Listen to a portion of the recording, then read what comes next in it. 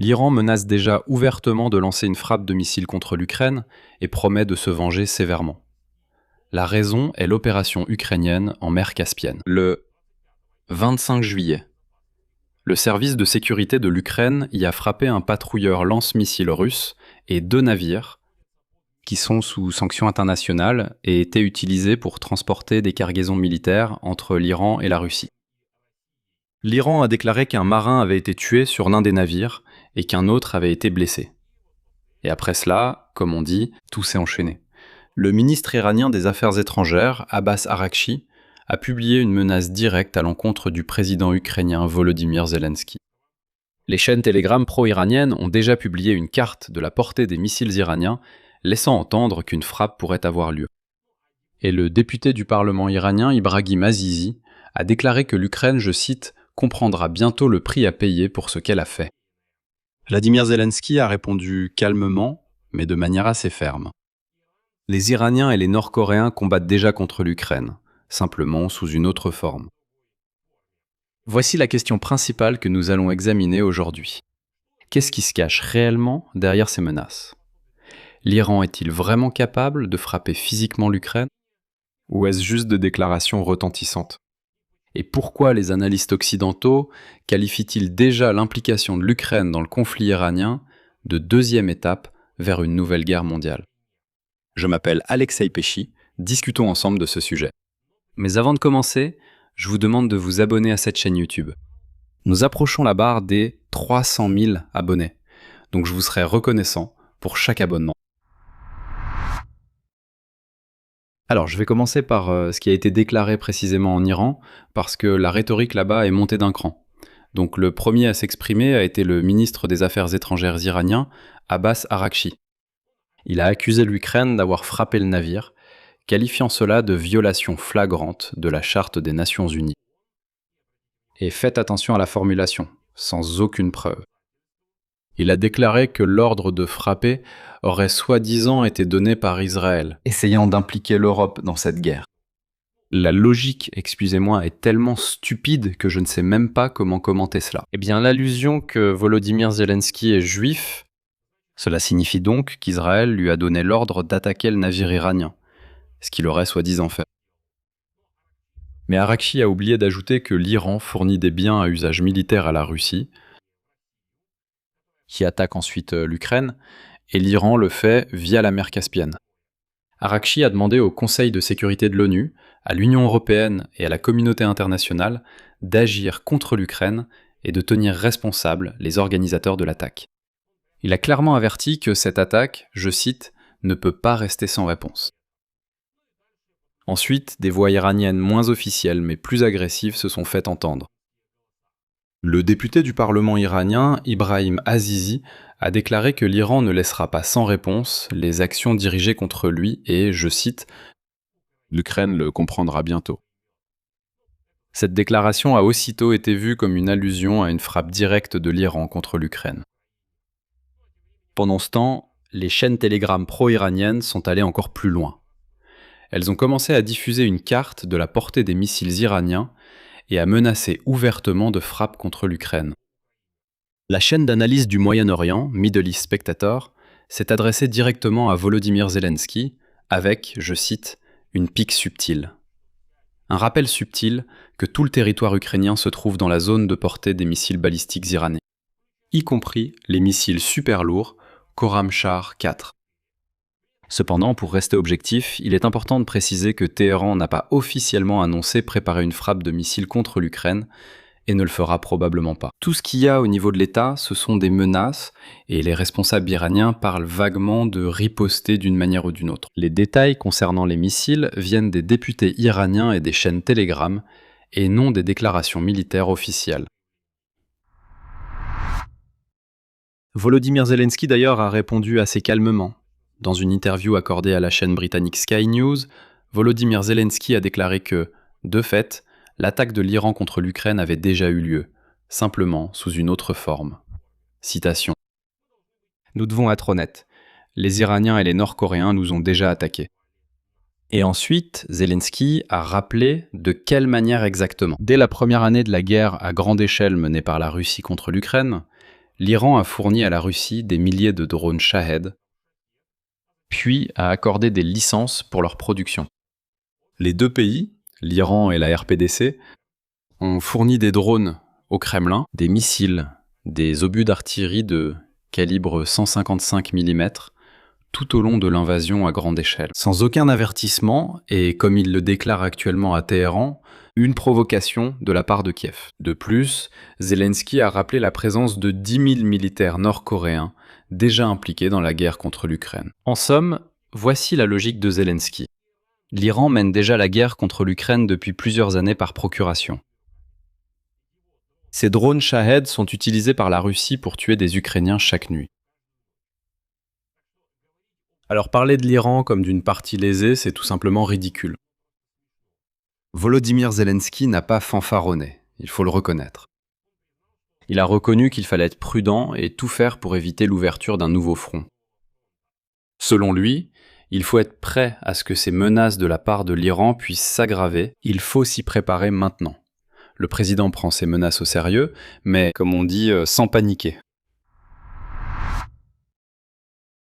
Et maintenant, la question principale, l'Iran est-il réellement capable de frapper l'Ukraine ? Ici, je me base sur l'avis des experts militaires, pas sur les émotions ni sur la panique. Voyons cela ensemble en s'appuyant sur les experts militaires. Commençons par une évaluation lucide de la situation.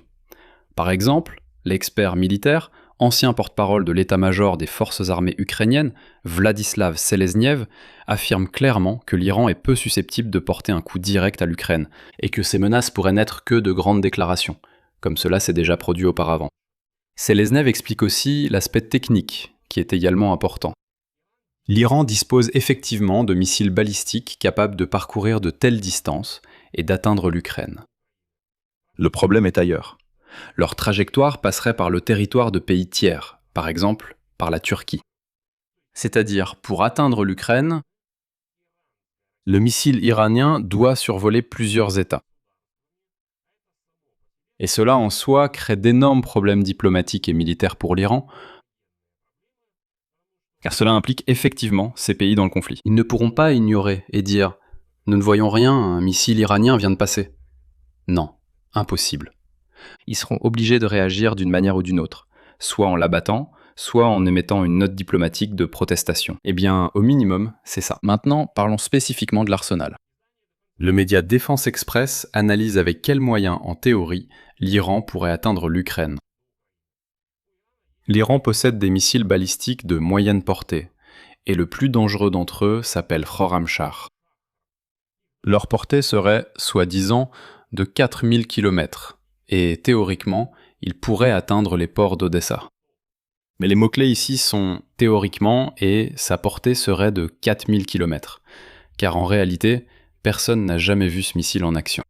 Les Iraniens et Russes déclarent qu'il existe un missile Khorramshahr, d'une portée de 4000 km. Et donc, si l'on met de côté toute cette rhétorique bravache de Téhéran selon laquelle l'Ukraine aurait frappé sur ordre d'Israël dans le but d'entraîner toute l'Europe dans une guerre contre l'Iran, il ne reste que la question des moyens, avec lesquels l'Iran pourrait théoriquement attaquer l'Ukraine. La question concerne les capacités réelles, non la volonté. Là, elles sont déjà très limitées pour l'Iran par la géographie et la logistique. Et il y a un autre argument, pourquoi l'Iran ne gaspillera probablement pas de missiles contre l'Ukraine. L'Iran est en guerre avec les États-Unis. Ces missiles balistiques sont son principal atout contre les bases militaires américaines dans le Golfe Persique et contre Israël. Dépenser un arsenal rare et coûteux pour frapper l'Ukraine, qu'il faut encore atteindre en survolant des pays tiers. C'est stratégiquement tout simplement insensé, alors que ces mêmes missiles sont nécessaires sur leur propre front. Mais il faut examiner séparément pourquoi l'Iran réagit avec autant de virulence précisément aux événements en mer Caspienne. Parce que l'Ukraine a touché un point très sensible. Le but de l'opération du service de sécurité d'Ukraine en mer Caspienne n'est pas simplement d'y couler quelques navires. Ce n'est pas seulement pour montrer que nous pouvons frapper aussi loin. Non. Le SBU a frappé un canal spécifique d'approvisionnement militaire entre l'Iran et la Russie. Les navires touchés, Port Olia 2 et Begay, sont des navires qui transportaient précisément des cargaisons militaires de l'Iran vers la Russie. C'est la même logistique qu'utilise l'Iran depuis des années pour fournir des drones et composants à l'armée russe. C'est pourquoi Téhéran s'est tant énervé. L'Ukraine a révélé et détruit le mécanisme par lequel l'Iran aide à tuer des Ukrainiens. Et la réaction de l'Iran est en fait un aveu que l'Ukraine a visé juste. Au même moment, les médias occidentaux proposent déjà un cadrage plus large de cette question. Ils disent que l'histoire de la frappe du SBU en mer Caspienne fait partie de quelque chose de bien plus grand. Et voici que le chroniqueur du Financial Times, Gideon Rachman, a écrit que le conflit entre l'Ukraine et l'Iran pourrait devenir la deuxième étape vers une nouvelle guerre mondiale. Sa logique est la suivante. Il y a actuellement 3 guerres. Ce sont actuellement les plus grandes au monde. La guerre en Ukraine, celle au Moyen-Orient et la guerre potentielle en Asie autour de Taïwan ne se croisent pas directement. C'est-à-dire qu'elles existent quelque part. Ce sont 3 histoires séparées. Mais selon Rachman, il n'est pas impossible qu'elles fusionnent en un seul conflit mondial. C'est précisément l'incident en mer Caspienne, où l'Ukraine et l'Iran se sont retrouvés adversaires directs. Il le cite comme exemple de la façon dont des guerres séparées commencent à fusionner en une seule grande guerre. Rachman souligne également un problème structurel. Pour l'instant, il est difficile d'identifier un bloc unifié capable de s'opposer à la Russie et à ses alliés.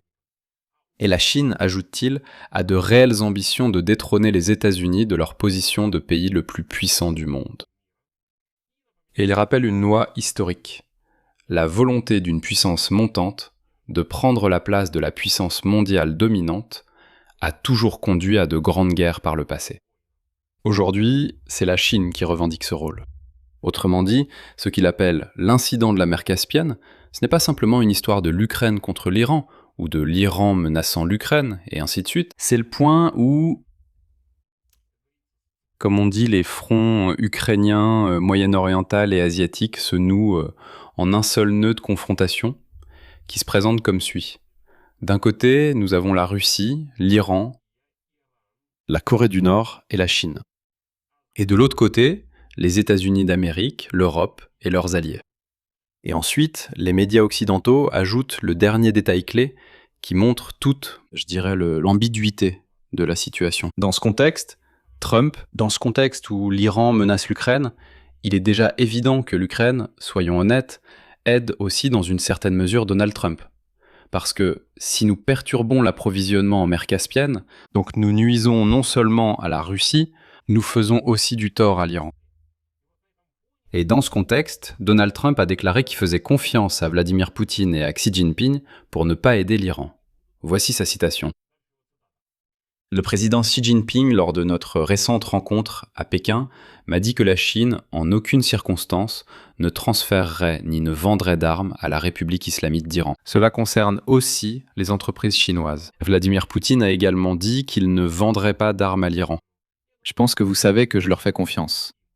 Eh bien, aujourd'hui déjà, le 27 juillet, on a demandé à Trump ce qu'il pensait des propos de Zelensky à propos du fait que la Russie partageait au moins des renseignements avec les Iraniens pour qu'ils frappent précisément les bases militaires américaines. Et à cela, Trump a répondu « Bien sûr, je n'y crois pas vraiment, mais je demanderai à Poutine s'il a donné ces informations. » Eh bien, cela m'a au moins fait sourire. C'est-à-dire, imaginez, on lui dit à Trump « Écoute, le maniaque Poutine te trompe, il complote contre toi, il aide ton adversaire. » Il dit « Je vais demander à Poutine si c'est vrai. » Eh bien, comment pense-t-il que Poutine va réagir ? Il ne va pas avouer, il dira simplement que ce n'est pas vrai. La naïveté de Trump m'étonne parfois. Mais là, une autre incohérence apparaît. Le chef du Pentagone, Pete Hegseth, a clairement déclaré que la Chine et la Russie, par leurs actions, apportent tout de même leur soutien à l'Iran. Moscou aurait pu transmettre à Téhéran des renseignements pour guider les frappes, ou des technologies ayant amélioré la précision des drones iraniens. De plus, la Russie, selon Pete Hegseth, aurait probablement pu participer au choix des cibles. Pour l'Iran, eh bien, c'est-à-dire que la situation est totalement absurde. D'accord, Zelensky, très bien, mais le propre ministre de la Défense de Donald Trump et les services de renseignement disent que la Russie et la Chine aident l'Iran. Et Trump dit « Je fais confiance à Poutine et à Xi Jinping, et s'il y a des questions, je demanderai personnellement à Vladimir Poutine si c'est vrai. » Et cette confiance, c'est une menace directe pour nous. Parce que si Trump ferme les yeux sur l'axe Moscou-Téhéran-Pékin, alors il ne voit pas non plus que si l'Iran attaquait l'Ukraine, ce serait en réalité la continuation de la même guerre russe, mais simplement venant d'une autre direction. Conclusion. L'Iran menace l'Ukraine de représailles après l'attaque de navires transportant du matériel militaire destiné à la Russie en mer Caspienne. Les menaces s'intensifient. Elles vont du ministre officiel Arakchi jusqu'aux chaînes Telegram publiant des cartes de portée des missiles iraniens. Il faut évaluer la situation de façon réaliste et dire qu'une frappe directe contre l'Ukraine est peu probable. Techniquement, les missiles iraniens pourraient atteindre Odessa. Mais leur trajectoire passe par des pays tiers, et l'Iran lui-même utilise actuellement son arsenal de missiles pour la guerre contre les Américains. L'essentiel à comprendre, d'abord, l'Iran fait la guerre à l'Ukraine depuis longtemps. Avec ses Shahed, que la Russie utilise pour frapper les villes ukrainiennes, donc son indignation, c'est de l'hypocrisie pure et simple. Deuxièmement, la frappe ukrainienne en mer Caspienne a touché avec précision le canal d'approvisionnement militaire entre Téhéran et Moscou. Et la fureur de l'Iran ne fait que le confirmer. Troisièmement, et c'est le plus inquiétant, les analystes occidentaux voient déjà dans cet incident un signe que les guerres séparées en Ukraine, au Moyen-Orient et en Asie commencent peu à peu à se rejoindre. En un conflit mondial, où d'un côté se trouvent la Russie, l'Iran, la RPDC et la Chine, et de l'autre, les États-Unis, l'Europe et leurs alliés. Donc oui, il ne faut pas se détendre et il vaut mieux être prêt à une escalade dès maintenant. Et il vaut mieux être trop prudent et, vous savez, être prêt même si cette escalade n'a pas lieu, plutôt que de ne pas être prêt du tout si elle se produit. Je m'arrête ici, donnez votre avis et vos conclusions en commentaire sous cet épisode, abonnez-vous à la chaîne, activez la cloche, et n'oubliez pas de mettre un like. C'est tout pour aujourd'hui, prenez soin de vous, au revoir à tous.